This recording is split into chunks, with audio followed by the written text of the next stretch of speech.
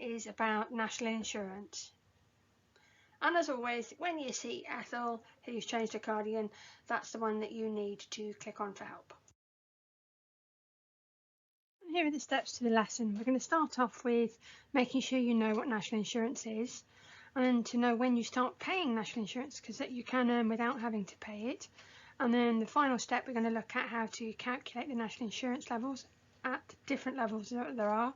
The key vocabulary is there in the grey scroll, see if you can spot it, and then the meanings that pop up during the lesson.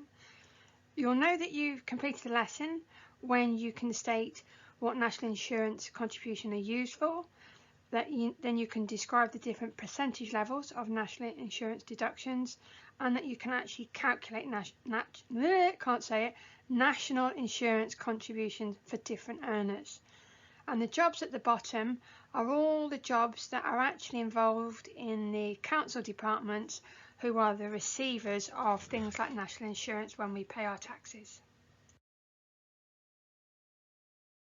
The work list for National Insurance Lesson 4. Well, I'd like you to look at this as an introduction lesson, and the main purpose of this lesson is for you to understand that there's 3 layers to the national insurance deductions. So what that means is you have one person's earning, and it's divided into 3 layers, and depending on how much they earn, it then says how much each layer deducts from their salary. That's the best thing, the way I think to help explain it to you.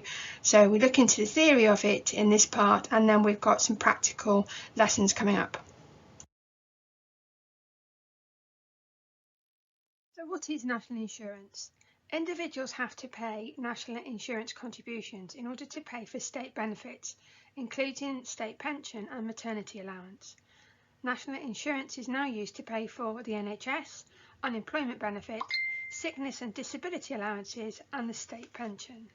An individual is given a national insurance card, a national insurance number, I was looking down then, which is used to identify the amount paid in national insurance contributions.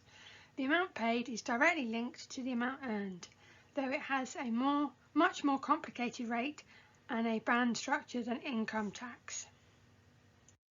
In addition to individuals paying national insurance, employers must also make contributions for the people they employ. This is based on a percentage of the employee's earning, so this is a cost to an employer. Both income tax and national insurance are paid to the government through the pay-as-you-earn PAYE system, which is directly taken out of the person's wage or salary. The amount paid is noted on pay slips.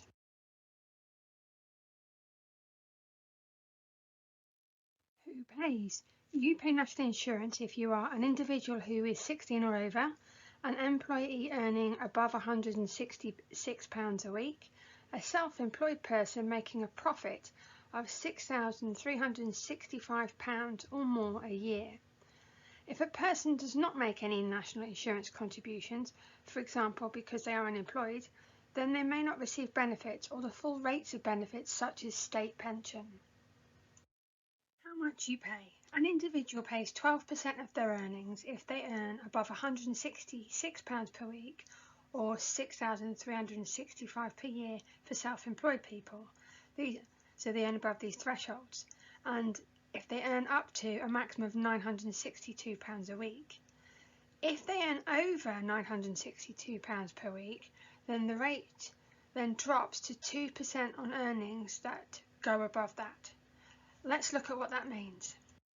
Don't worry, anyone who works in the offices, in the council offices that receive this, because this is the council that would deal with all the benefits, then make no bones about it, they do say that this is a complicated area to calculate. So we're going to look at an example now with Ethel, and we're going to look at what she earns. So here you can see that she earns £15,000 a year, so we're going to break that down to per month and per week. So we've got £1,250 per month and £312.50 per week.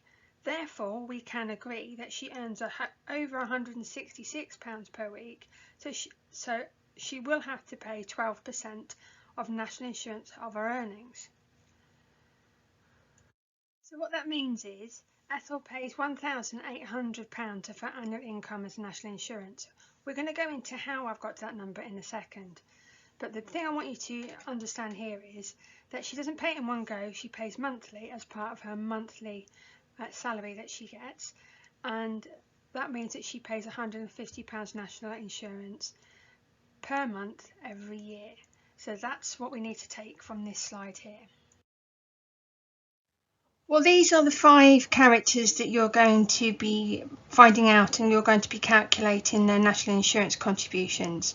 They've each got a different type of salary, and you will be looking into and investigating how it's deducted for them. So let's just go through who each of them are. Mike Roberts, a large computer retailer manager, earning £36,000 per annum. Per annum is another way of saying per year.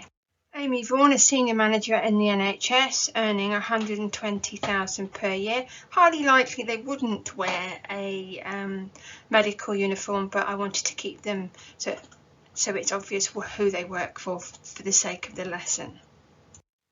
Now Ethel, the one in the lessons, who's a part-time economist, hence the reason why she's in the lessons, and she earns £6,000 a year.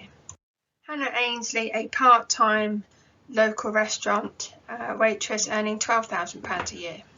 And lastly, Dale Phillips, a trainee plumber who's earning £14,000 per annum per year. Now you might be looking at this going, okay, they're just cartoons on a slide. Well, I can't deny the fact that that's absolutely right.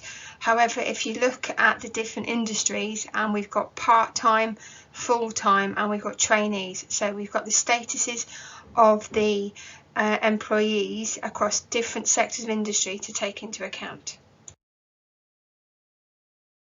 I wasn't telling fibs, this is an introduction lesson to national insurance. Like it said on slide 5, national insurance is slightly more complicated in its way it does its deductions and income tax.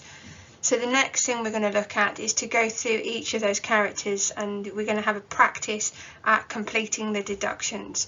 So that's it. You've had the introduction. The next sections are the calculations.